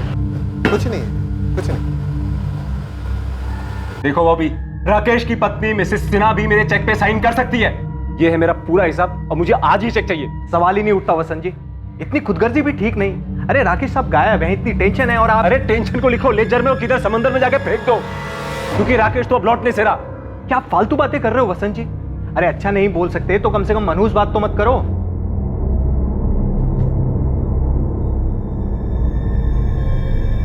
क्या हुआ? कुछ कहना चाहता है? ओमकार, मैं तेरे बाप का भी बाप, मुझे मालूम है तू कुछ कहना चाहता है, कुछ छुपा रहा है मुझसे। पुलिस ने बड़ी मुश्किल से माफी दी, बोल क्या बात है? मैं जरा बाहर घूमने जा रहा हूँ, स्कूटर ले जाऊं? हाँ ले जा। देखो ओमकार, तूने गलती की, उसकी माफी भी मिल गई, लेकिन जिंदगी भर ऐसा कोई काम नहीं करना जिसकी वजह से तेरे मरे हुए माँ बाप को ठेस पहुंचे और मेरी सारी मेहनत जाया हो जाए।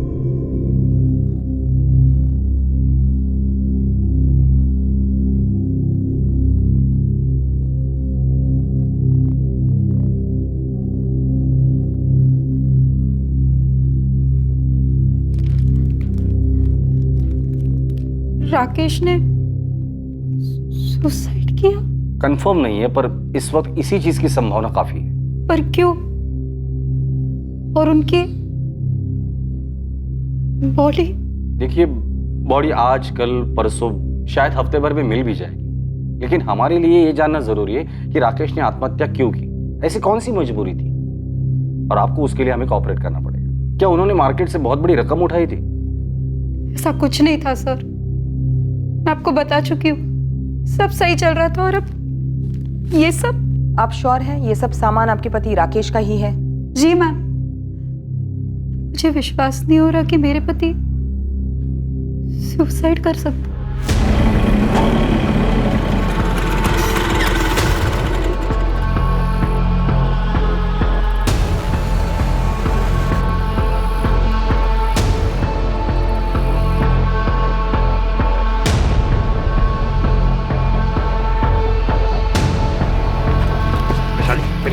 मेरी बात सुनो। छोड़ो। मेरी बात सुनो वैशाली। छोड़ मुझे। तुम मेरी बात सुनो पहले। मेरी बात सुनो वैशाली। वैशाली।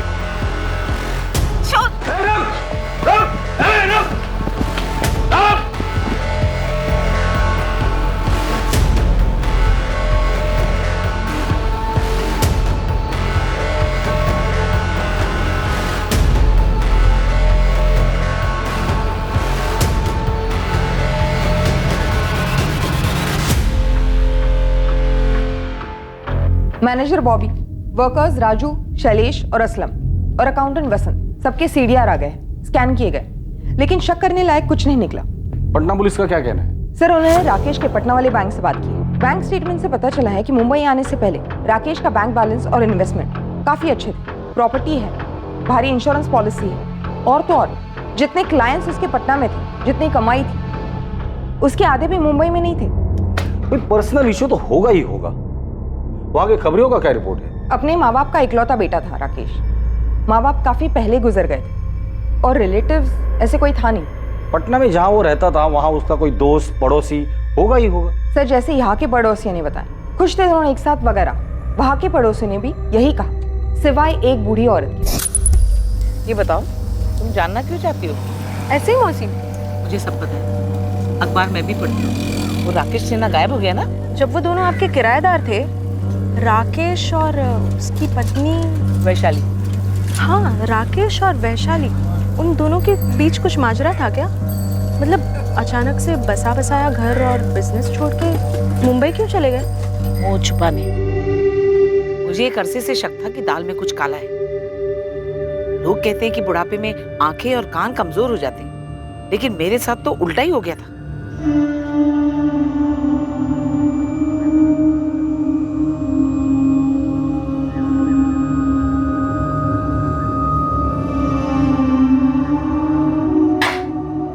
नमस्ते काकी।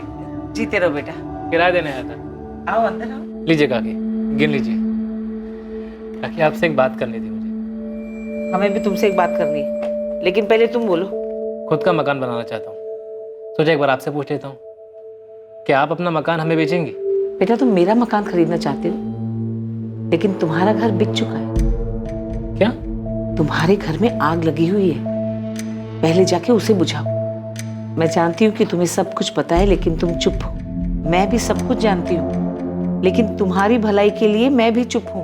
लेकिन जानते हो, जब ये सारी बात मोहल्ले में लोगों को पता चलेगी तो क्या होगा? उस लड़के का तो कुछ नहीं जाएगा, वो तो भाग जाएगा, लेकिन मुंह तुम्हारा काला होगा।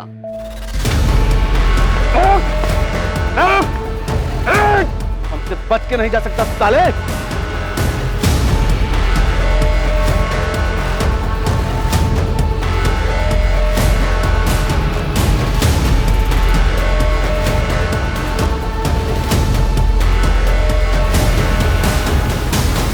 सर, मैंने नहीं मारा राकेश भाई को। कैसे मारा और लाश कहाँ ठिकाने लगा दी? अरे सर, मैं कह रहा हूँ मैंने नहीं मारा राकेश भाई को। ये तुम्हारे अकेले का काम तो हो नहीं सकता सुमित। किसने साथ दिया था तुम्हारा? फैक्ट्री से कोई था या पेशेवर हत्यारा था? सर, मेरा यकीन कीजिए, मैं आपको कह रहा हूँ मैंने नहीं मारा राकेश भाई। कैसे मारा और क्यों मारा वो बताओ।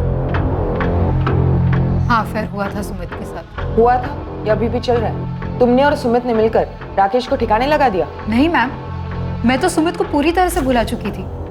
पटना में बैठे मैं विशाली को बुला नहीं पा रहा था, दम घुट रहा था मेरा। ऐसा लग रहा था जैसे किसी ने मुझे पिंजरे में बंद कर दिया। मिले कैसे थे उससे और राकेश को कैसे जाना? मैं वो पटना वाली फैक्ट्री में उनका असिस्टेंट था।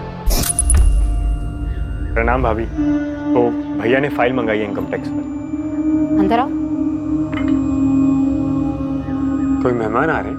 सिर्फ तुम्हारे लिए बनाए हैं।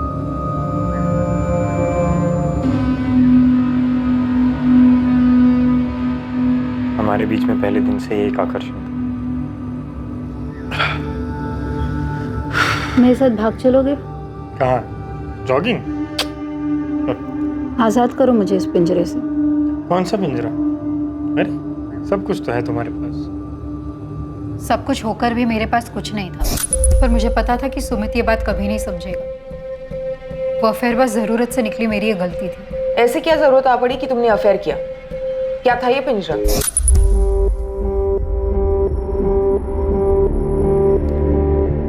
कम से कम मेरी तरफ देखो तो सही राकेश। ऐसे पीठ दिखाने से तो प्रॉब्लम हल नहीं होगी ना। कौन सी प्रॉब्लम है शाली? कौन सी प्रॉब्लम? यही कि मैं तुमसे दिल से प्यार करता हूँ, दिन रात हमारे भविष्य के लिए मेहनत करता रहता हूँ। विशाली, ठीक है ना, बच्चा नहीं हो रहा है तो 1-2 साल में हो जाएगा।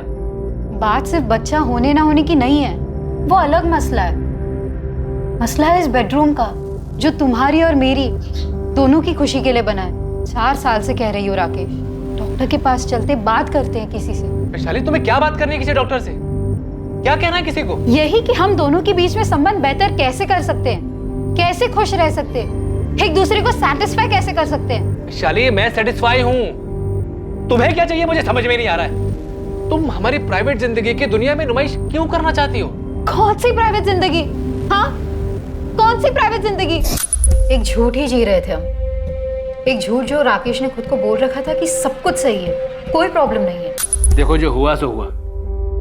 मैं इसे तुम्हारी गलती समझकर माफ करने के लिए तैयार हूँ। मुझे माफी नहीं राकेश, डिवोर्स चाहिए। मैंने मुंबई में सारी सेटिंग कर ली है, अगले हफ्ते मुंबई निकल रहे हैं हम। मुझे मुंबई नहीं जाना, वहाँ कौन है हमारा? तभी तो मुंबई जा रहे हैं, क्योंकि वहाँ हमारा कोई नहीं है। वहाँ हमारे बारे में किसी को कुछ पता नहीं होगा। लेकिन हमें तो पता होगा हमारे बारे में। उसे खुद से कब तक छुपाते रहेंगे राकेश? क्रेडिट कार्ड है तुम्हारे पास, जितनी भी शॉपिंग करनी है दिल खोल के कर लो। जिससे भी मिलना है एक आखिरी बार मिलो। और मैं वो आखिरी बार भी सुमित से नहीं मिली। और अब राकेश गायब क्या हो गई, ये सुमित अचानक से पूरे 1 साल बाद यहाँ धमक गया है। वैशाली ने बोला था मुझसे कि राकेश भाई हमारे बारे में सब कुछ जानते हैं, लेकिन उन्होंने कभी सामने से मुझे कुछ नहीं पूछा और ना ही नौकरी से निकाला। मुझे थोड़ा बुरा भी लगता था, लेकिन अफेयर जारी रखा। मेरी तरफ से तो कभी खत्म ही नहीं हुआ था सर, लेकिन वैशाली ने उसके बाद मुझे कभी कांटेक्ट नहीं किया। उसके बावजूद तुम यहाँ मुंबई में आ गए और फिर दोनों ने मिलकर राकेश को मार डाला। नहीं सर, बिल्कुल नहीं। जब मैंने अखबार में पढ़ा कि राकेश भाई गायब हो गए हैं, शायद सुसाइड हुआ हो, मर्डर हुआ, मुझे लगा मुझे वैशाली के साथ होना चाहिए, शायद फिर से हमारा रिश्ता जुड़ जाए। मैम, ऐसा कुछ था ही नहीं हमारे बीच, बस 4-6 दफा फिजिकल संबंध हुए थे। मेरी गलती थी, मैंने डिवोर्स मांगा, राकेश ने दिया नहीं। मैंने समझौता कर लिया था अपने तकदीर के साथ, कबूल कर लिया था कि मुझे शायद इस जिंदगी में वो शारीरिक सुख नसीब नहीं होगा।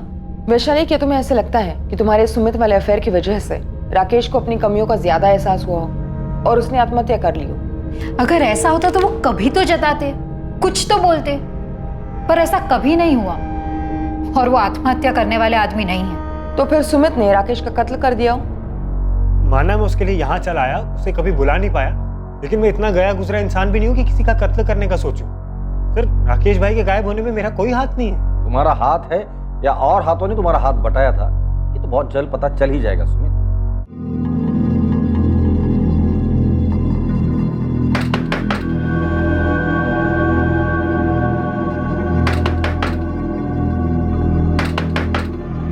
ओमकार, ओमकार, क्या हुआ? इतना वक्त क्यों लगा दरवाजा खोलने में? अरे पसीना क्यों आया? वो एक्सरसाइज कर रहा था ना, मैंने खाना गर्म करके खा लिया है। दोस्तों से मिल के आता हूँ जरा। इस वक्त? हाँ, वो कल टेस्ट है ना, तो तैयारी करनी है।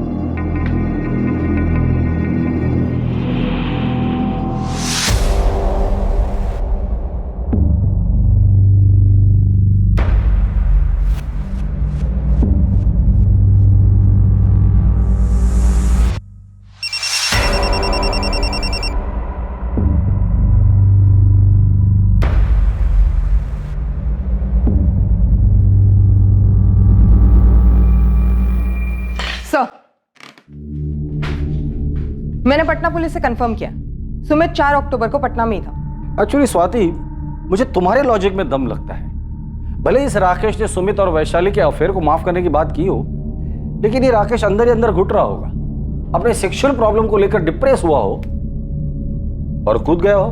सर, दरअसल मैं अपनी थियरी को डाउट कर रही हूँ। मैं सोच रही थी कि शायद ये वैशाली झूठ बोल रही हो, वैशाली और सुमित ने मिलकर ही राकेश को मार डाला हो, इसलिए मैंने दोनों की सीडीआर मंगवाई है। शायद ये सुमित ने पटना से ही कत्ल करवाया होगा। सर लड़का आया है, बाइक चोर ओमकार कदम। किसका नैपकिन है ये? मेरा है सर। इस पर खून किसका है और ये हमें क्यों दिखा रहे हो? वो मैंने आप लोग को बाइक के बारे में पूरी बात नहीं बताई थी, एक बात छुपाई थी।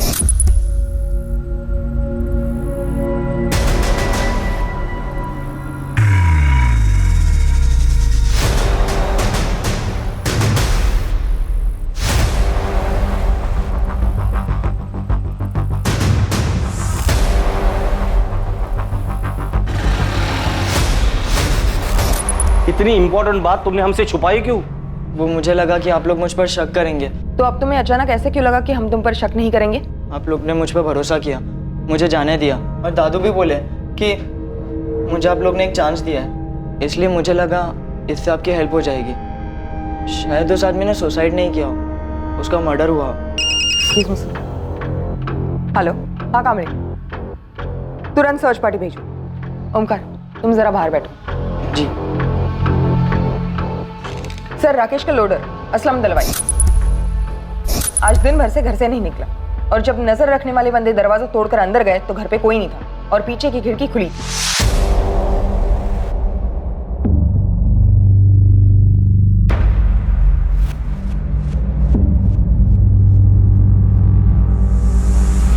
स्वाति, इसे फॉरेंसिक लैब भेज दो और उस असलम को अपनी कस्टडी में ले लो।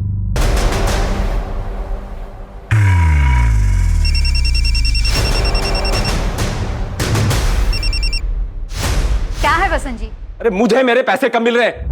ये लगभग साबित हो चुका था कि राकेश सिन्हा का कत्ल किया गया था, लेकिन ये कत्ल किया क्यों गया, इसके पीछे का मकसद क्या था, इसके पीछे आखिर था कौन? इन सवालों के जवाब मिलने अभी बाकी थे। इस कत्ल की हकीकत सामने आने के लिए असलम दलवाई का हाथ लगना जरूरी था। असलम भाई? नहीं मैडम, एकदम गाय आदमी है, वो क्यों सर का मर्डर करेगा? और असलम भाई का कभी किसी के साथ पंगा नहीं हुआ है मैडम, जरूर आपको कोई गलतफहमी हुई। तो फिर ये असलम फरार क्यों हुआ? फोन भी स्विच ऑफ है, उसे पता चल गया था कि हम उस तक बहुत जल्द पहुंचने वाले, इसलिए मौका देखते ही भाग गया। कोई ऐसी जगह पता है जहां वो छुप सकता है? हाँ, उसके गांव का एड्रेस है हमारे पास। हमने पता किया, वो वहां नहीं है।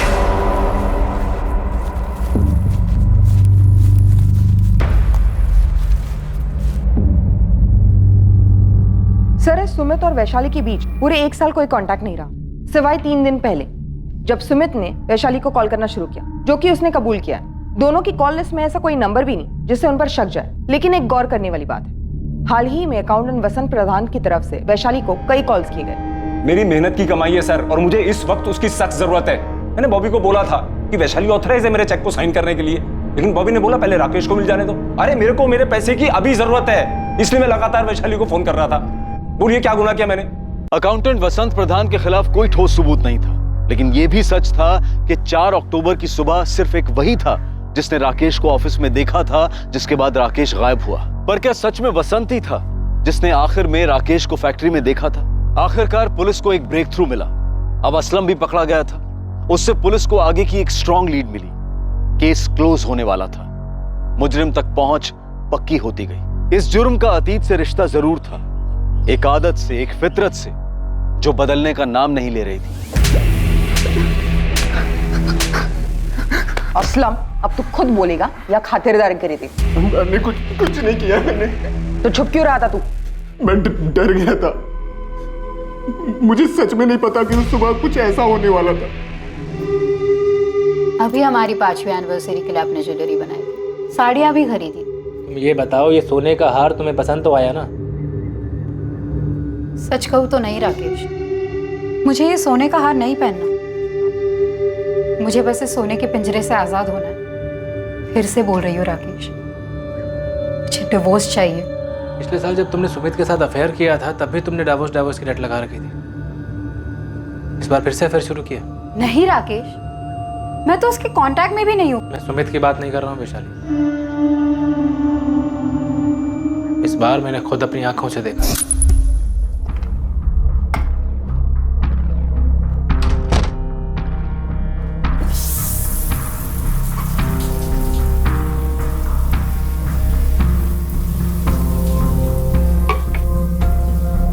वैशाली, मैं बॉम्बे साइड जा रहा हूँ, 2 पार्टीज की मीटिंग है, देर रात लौटूंगा। ठीक है।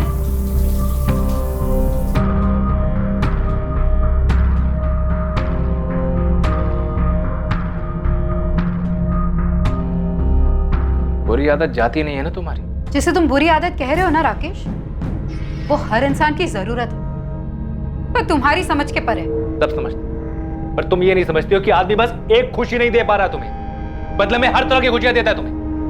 तुम्हारे नाम की एफडी, जमीन, कंपनी में पार्टनरशिप, हर तरफ तुम्हारा नाम लिखवाता हूं मैं। साड़ियां लेके देता हूं, जेवर लेके देता हूं, सब तो लेके देता हूं तुम्हें, लेकिन नहीं, तुम्हें तो बस जानवर की तरह बिस्तर। एक बात बताओ, अगर तुम्हें भूख लगी हो और मैं तुम्हारे लिए गाना गाऊं तो, या घर सजाऊं तो, या खुद सज सज कर तुम्हारे पैर दबाऊं तो, इससे तुम्हारी पेट की भूख मिटेगी? विशाली, दुनिया में से कई जोड़े हैं जो बिना एक दूसरे के साथ शारीरिक संबंध बनाए खुश रहते हैं। उन लाखों जोड़ों ने आके तुम्हें खुद बताया या तुम गए थे उनके बेडरूम्स में देखने? विशाली, मैं दूसरी बार भी तुम्हें माफ करने की प्लीज प्लीज माफी शब्द का इस्तेमाल भी मत करना तुम। और एक बात और सुन लो, ये जो बार बार तुम जेवर साड़ी की बातें करते हो ना, इससे मुझे घिन आती है। इसलिए नहीं कि तुम इन सबसे मेरी बेडरूम की नाखुशी को खरीदना चाहते हो, बल्कि इसलिए क्योंकि ये अपने आप में भद्दे है, मेरी पसंद के ही नहीं है, जरा भी नहीं। तुम सब कुछ सिर्फ और सिर्फ अपनी पसंद से लाते हो। कभी मेरी पसंद नापसंद जाने की कोशिश की तुमने? बस अपने लोगों में अपना नाम रोशन करवाना चाहते हो। समाज में भले ही लोग तुम्हें किसी हीरो का खिताब देते होंगे, लेकिन मेरे लिए तुम सिर्फ एक जीरो हो। मैं तुम्हारे नाम के आगे से सारे जीरो काट देता हूं। एक तमड़ी भी नहीं दूंगा तुम्हें। इंश्योरेंस से लेकर प्रॉपर्टी से लेकर हर जगह से तुम्हारा नाम मिटा देता हूं। फिर तलाक दूंगा तुम्हें। उसके बाद ये वीडियो ऑनलाइन डाल दूंगा ताकि हर कोई इसका मजा ले पाए। तुम्हारे माँ बाबा, भाई बहन सब, और तुम्हारे प्रेमी की पत्नी और सबकी फैमिली, सबके सब। कुछ दिनों तक राकेश और वैशाली के बीच भारी तनाव रहा। नहीं, तुम कल सुबह 7 बजे ऑफिस में मिला मुझे। कोई अगर वगैरह नहीं सुनूंगा। क्या हुआ? सब ठीक तो है ना? सुबह 7 बजे ऑफिस के लिए निकलूंगा मैं। और आखिरकार वो दिन आ ही गया जब इस साजिश को अंजाम दिया जाने वाला था।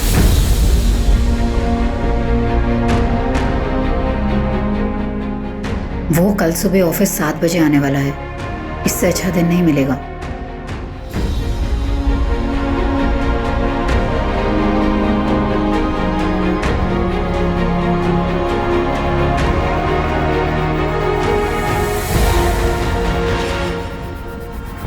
निकल गया।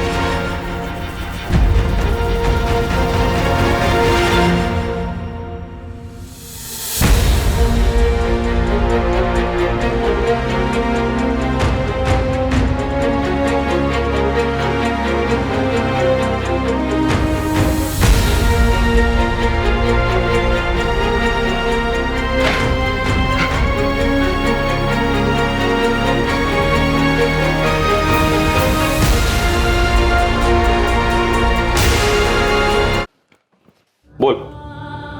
सर ऐसा मैंने पहले कभी कुछ नहीं किया। ऐसा कुछ मतलब मर्डर? नहीं सर, मतलब वो अफेयर सर। सर मेरा फर्स्ट टाइम था सर। राकेश उस दिन एक नई डील के लिए शहर के बाहर गए थे, तो मुझे उन्होंने घर से एक फाइल मंगवाने के लिए कहा था। क्लाइंट का डील क्लोजर था, अर्जेंट था।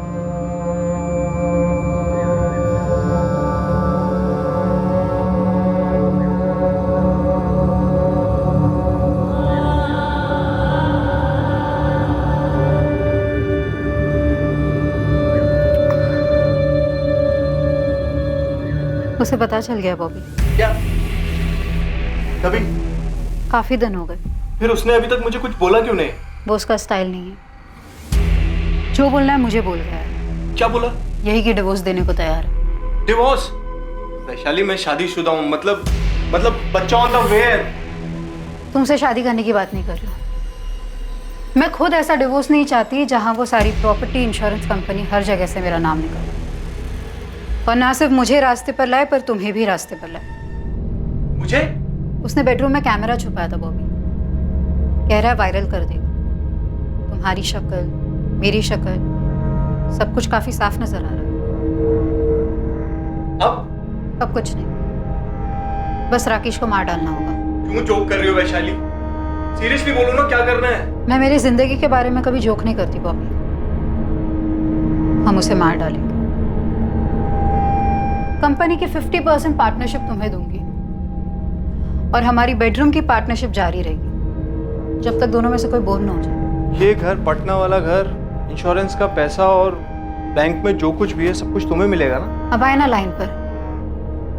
सारे पैसों का 20% तुम्हें दूंगी।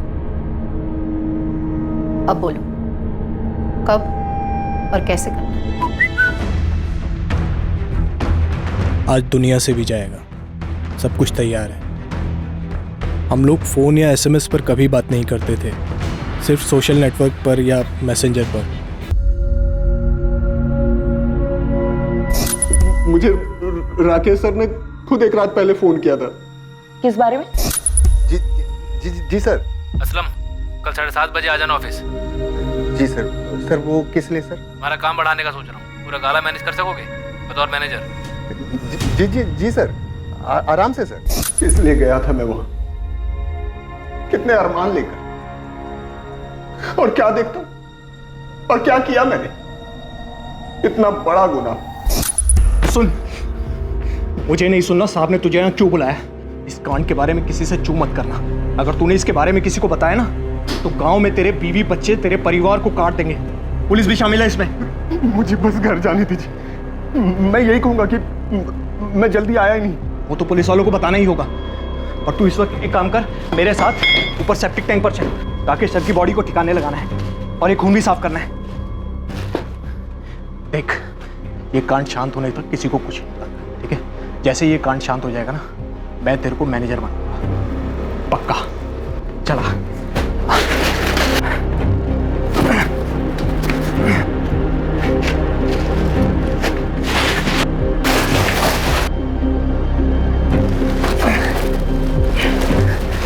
मैंने डर के मारे आप लोगों को भी झूठ बोला कि राकेश सर आए ही नहीं, जबकि आए थे। तो बॉबी ने उन्हें मार भी दिया। बॉबी, लाश अब भी वही है सेप्टिक टैंक में? बैग, मोबाइल और हेलमेट नदी में किसने फेंका?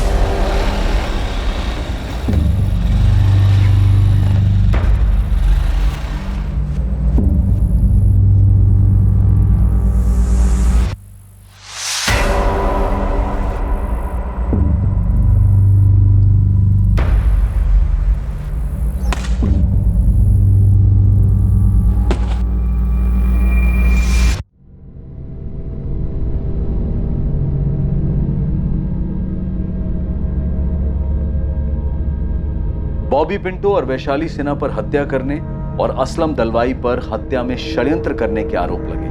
उनके खिलाफ चार्जशीट फाइल हो चुकी है। एक बंधन से मुक्त होने के लिए हत्या का सहारा लेने वाली वैशाली सिन्हा अब अपने जुर्म के पिंजरे में हमेशा के लिए कैद होकर रह गई। फोरेंसिक रिपोर्ट से प्रूव हो गया, ओमकार के नैपकिन पर मिले खून के ट्रेसेस वाकई में राकेश के ही थे। फोरेंसिक ये भी साबित कर पाई कि बाइक पर भी वही ट्रेसेस हैं और साथ ही बॉबी की उंगलियों के निशान भी मैच कर लिए गए। इस केस में सभी शामिल लोग, पीड़ित, आरोपी, संदिग्धों ने अपने आप को एक पिंजरे में जकड़ा हुआ पाया, पर यह पिंजरा हकीकत नहीं थी। सच तो यह था कि यह पिंजरा दरअसल इन्हीं सब का एक मानसिक दृष्टिकोण था, एक सोच थी जिसे वो बदल नहीं पाए, उसके शिकंजे से निकल नहीं पाए। आरोपी वैशाली की शारीरिक संतुष्टि की याचना बिल्कुल जायज शिकायत थी। हर इंसान को अपने तरीके से जीने का पूरा हक है, पर उसने अफेयर से राहत पाने की कोशिश की और फिर अपने पति की हत्या को अपने पिंजरे की चाबी बनाया। और वजह सिर्फ यही नहीं थी, वैशाली रिहाई के साथ सोने का पिंजरा भी चाहती थी और वो पिंजरा था राकेश की संपत्ति। और इसी के कारण वैशाली के साथ किसी भी किस्म की नैतिक सहानुभूति रखने की कोई गुंजाइश नहीं बनती।